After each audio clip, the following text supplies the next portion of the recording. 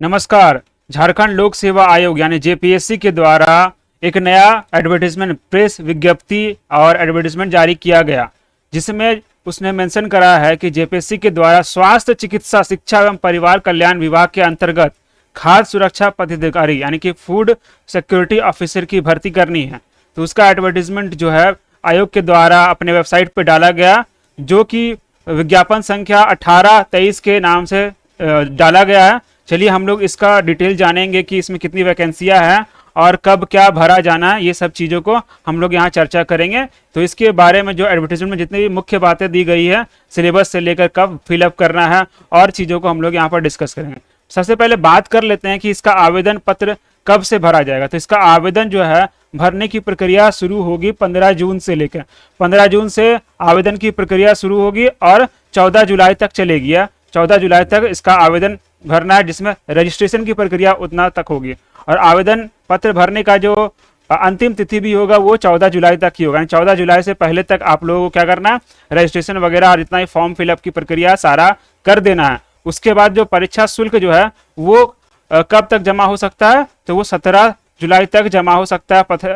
परीक्षा शुल्क कब तक, 5 बजे तक, शाम के 5 बजे तक जो है वो प्रक्रिया परीक्षा शुल्क का जमा हो जाना चाहिए। ठीक है, तो जल्दी ही आप लोग को फॉर्म फिलअप करना है, ताकि बाद में बहुत सारा इशू हो सकता है, सर्वर वगैरह का इशू हो सकता है, कुछ पेमेंट वगैरह का इशू हो सकता है। तो जैसे ही प्रक्रिया शुरू होगा तो आप लोग अपना सामान जितने भी डॉक्यूमेंट वगैरह है, डिटेल्स वगैरह इकट्ठा करके फॉर्म फिलअप करना शुरू कर देंगे।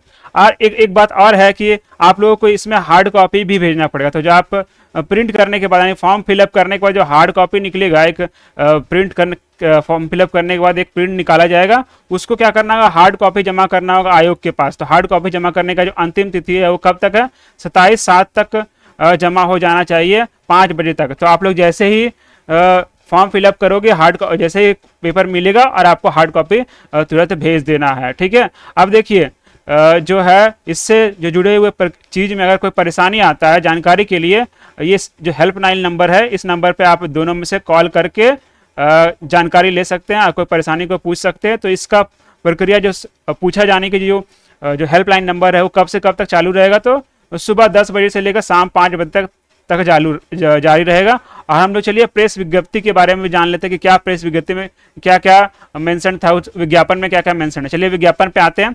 तो देखिए यहाँ पर वही झारखंड लोक सेवा आयोग के द्वारा ये विज्ञापन दिया गया है, जिसका आवेदन जो है 14 जुलाई से शुरू होगा, 14 जुलाई तक जो है इसका अंतिम तिथि होगा, 5 बजे तक। ठीक है, विज्ञापन संख्या 1823 के नाम से है ये, और ये किसका है, खाद्य सुरक्षा पदाधिकारी का पद के लिए है।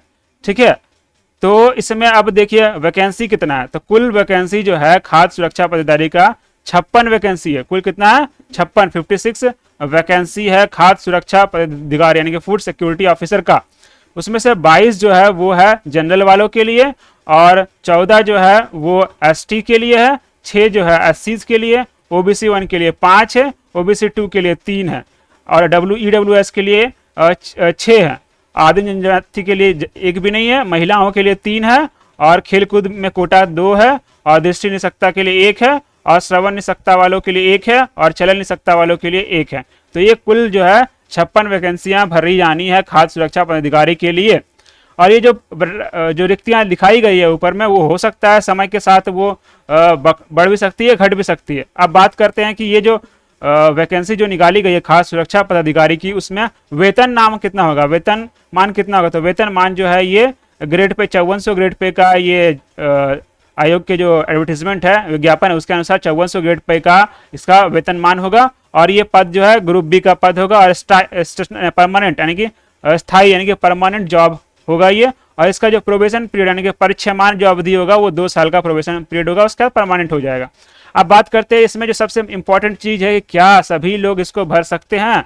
ये फूड सिक्योरिटी ऑफिसर का जो पोस्ट है, क्या सभी लोग भर सकते हैं, तो सभी लोग नहीं भर सकते। इसमें सबसे पहली बात तो आपका मास्टर डिग्री होना अनिवार्य है, मास्टर डिग्री। ठीक है, ग्रेजुएट वाला नहीं भर सकते, सिर्फ और सिर्फ जिन्होंने मास्टर कर रखा है, पोस्ट ग्रेजुएशन कर रखा है, वही भर सकते हैं। ठीक है, पीजी वाले, और भी पीजी वाले कौन, सारे पीजी वाला नहीं भर सकते। उसमें भी कोई विशेष है। जैसे पहला, अगर कोई व्यक्ति खाद्य प्रौद्योगिकी में पीजी किया हुआ, खाद्य प्रौद्योगिकी, ठीक है, या फिर डेयरी प्रौद्योगिकी में, ठीक है, या फिर जैव प्रौद्योगिकी में, या फिर तेल प्रौद्योगिकी में, या फिर कृषि विज्ञान में, या फिर पशु चिकित्सा विज्ञान में, या फिर जैव रसायन विज्ञान में, या फिर सूक्ष्म जीव विज्ञान में, या फिर मेडिसिन में, या फिर रसायन विज्ञान में।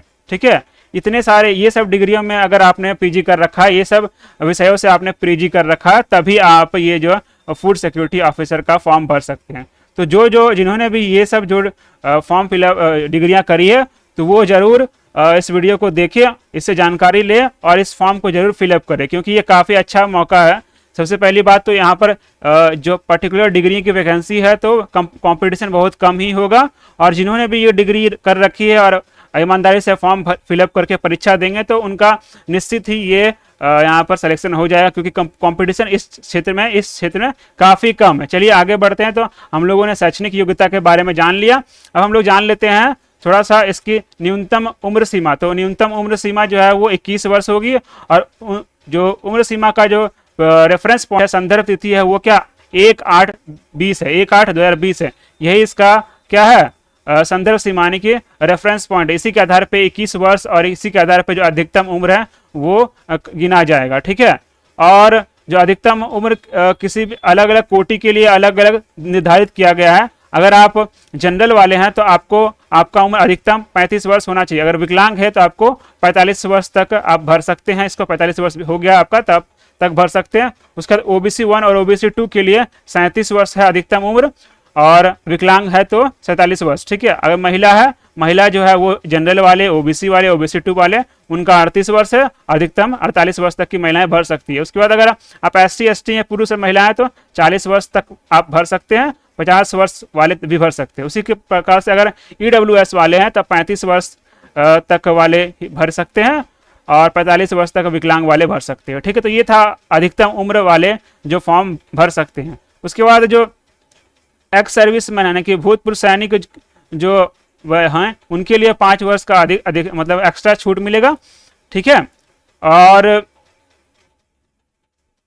उसके बाद देखिए हम लोग इसकी परीक्षा की बात करते हैं, परीक्षा प्रक्रिया की बात करें तो परीक्षा प्रक्रिया क्या होगा, इसमें 2 फेज होगा। पहला एक आपका रिटर्न होगा, लिखित परीक्षा लिया जाएगा, लिखित परीक्षा। ठीक है, पहला लिखित परीक्षा लिया जाएगा, ठीक है, रिटर्न टेस्ट होगा। उसके बाद आपका फिर इंटरव्यू होगा, इंटरव्यू यानी कि साक्षात्कार होगा। ठीक है, तो रिटर्न जो होगा वो 200 अंक का रिटर्न जो होगा 200 मार्क्स का रिटर्न होगा। ठीक है, और जो साक्षात्कार इंटरव्यू होगा वो 30 मार्क्स का इंटरव्यू होगा। इस परीक्षा में आपका जो लिखित परीक्षा है, रिटर्न में क्या पूछे जाएंगे, तो रिटर्न में जो है 100 मार्क्स के क्या पूछे जाएंगे, 100 मार्क्स के ये जो आपका food safety and standard act 2006 और food safety and standard rule regulation 2001, यानी कि दो जो एक एक्ट है food safety act standard act 2006, यानी कि भारतीय खाद्य संरक्षा एवं मानक अधिनियम 2006 और खाद्य संरक्षा एवं मानक नियमावली 2011 और विनिमय 2011, यानी कि ये जो एक्ट है फूड सेफ्टी को लेकर और रूल्स जो है स्टैंडर्ड है, वो दोनों से प्रश्न पूछे जाएंगे, 100 अंक के प्रश्न पूछे जाएंगे। ठीक है, और वो 2 घंटे का होगा, 2 घंटे का होगा। ठीक है, तो 2 घंटे का होगा एक पेपर। ठीक है, 2 घंटे का एक पेपर होगा जिसमें कि फूड सेफ्टी और स्टैंडर्ड एक्ट से पूछे जाएंगे और रेगुलेशन से पूछे जाएंगे। उसके बाद जो होगा 100 मार्क्स का वो भी 2 घंटे का पेपर होगा, यानी कि 4 घंटे का आपका रिटर्न होगा जिसमें 200 मार्क्स का होगा। दूसरा पेपर जो होगा उसमें जनरल नॉलेज फूड और न्यूट्रिशन से, यानी कि जो पोषण और खाद्य से उससे जुड़ा हुआ जो समान ज्ञान के प्रश्न है वो पूछे जाएंगे। उसके बाद 30 मार्क्स का साक्षात्कार होगा। ठीक है, साक्षात्कार तो जितने भी यहाँ पर अलग अलग विषय में जिन्होंने पीजी कर रखा है सभी के लिए ये जो परीक्षा है वो सभी के लिए क्या है, अनिवार्य है। सभी लोग यही परीक्षाएं देंगे, तो ध्यान रखना है।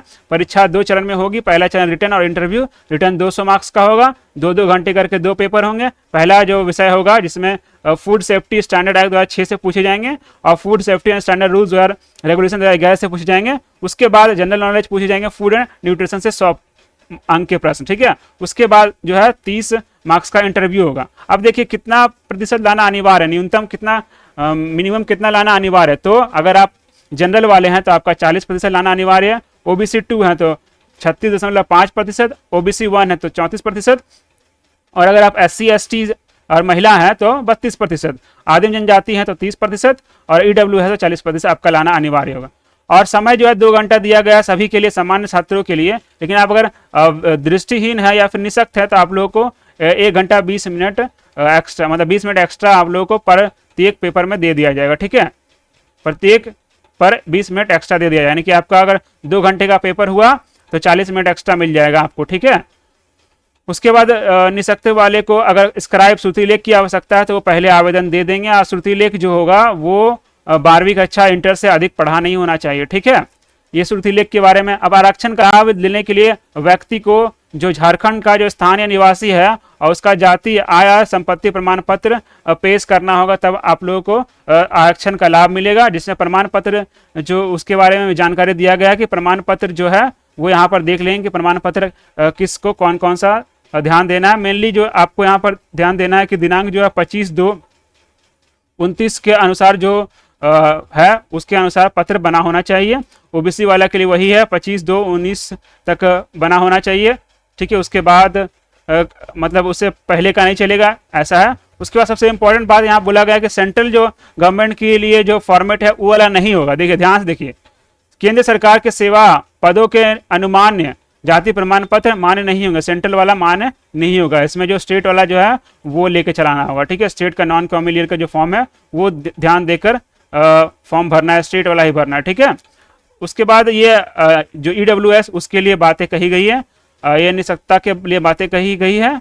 तो अगर आप इसमें बिलोंग करते हैं तो इसको ध्यान से देख लीजिएगा। ठीक है, उसके बाद जो कुछ कुछ खेल के लिए कोटा दिया गया, तो खेल में कैसे कोटाओं के लिए, कैसे खिलाड़ियों के लिए, तो ये सब प्रतियोगिता का स्तर होना चाहिए, तब जाके आपको वहाँ पर कुछ आरक्षण मिलेगा खेल कूद वालों के लिए। ठीक है, ओलंपिक कमेटी अथवा उनसे संबंधित जो फेडरेशन है उसके द्वारा जो आयोजित में मेडल प्राप्त होना चाहिए। ठीक है, भारतीय जो ओलंपिक संघ या उससे संबंध जो फेडरेशन द्वारा कोई भी चैंपियनशिप हुआ उसमें प्रथम स्थान प्राप्त होना चाहिए। राष्ट्रीय स्तर की प्रतियोगिता में विश्व रिकॉर्ड होना चाहिए, तब जाके आपको इसमें आरक्षण मिलेगा। ठीक है, उसके बाद यहाँ पर कदाचार से संबंधित, दुष्परिणाम से संबंधित चीजें यहाँ पर दी गई है, जो कि सभी परीक्षाओं में जो होती हैं वही अनुसार चीजें हैं सब, उस पर कोई खास ध्यान नहीं देना है। चलिए अब हम लोग आते हैं परीक्षा शुल्क की बात कर रहे हैं, जो कि काफ़ी इंपॉर्टेंट है। परीक्षा शुल्क काफ़ी इंपॉर्टेंट है। तो परीक्षा शुल्क जो वो है यहाँ पर दी गई है 600 रुपया दी गई है। 600 रुपया दी गई है किसके लिए? जो जनरल वाले हैं और EWS हैं और जो OBCs हैं, OBC 1 और 2 वो दोनों के लिए, यानी कि UR अनरिजर्व्ड के लिए, OBC 1 और 2 दोनों के लिए, और जो है EWS ये तीनों के लिए कितना पैसा देना होगा? तो 600 रुपया फॉर्म फी लगेगा। ठीक है, उसके बाद अगर आप झारखंड राज्य में के जो अनुसूचित जाति यानी कि SC और ST है, झारखंड राज्य के SC ST है, तो आपको 150 रुपया लगेगा। ठीक है, 150 रुपया लगेगा। ठीक है, चलिए अब हम लोग आगे बढ़ते हैं। जो दिव्यांग है उनका फी नहीं लगेगा। अगर दिव्यांग आप 40% से कम अगर 40% आप दिव्यांग हैं तो आपको परीक्षा शुल्क नहीं लगेगा।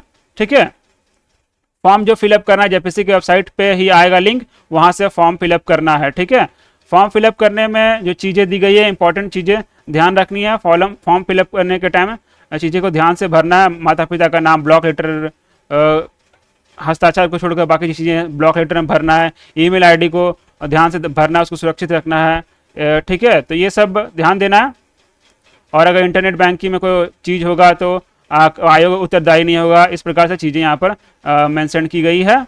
ठीक है, तो ये फॉर्म फिलअप करने के टाइम आप ध्यान से जो है चीज़ें को पढ़ के फॉर्म फिलअप कर लेंगे। अगर कोई परेशानी आएगा तो यहाँ पर नंबर दिया गया है, उस पर भी आप कॉल करके परेशानी को सुलझा कर अपने जो सुलझा सकते हैं। ठीक है, चलिए तो इस प्रकार से जो अंतिम तिथि के बारे में बता ही चुका हूँ।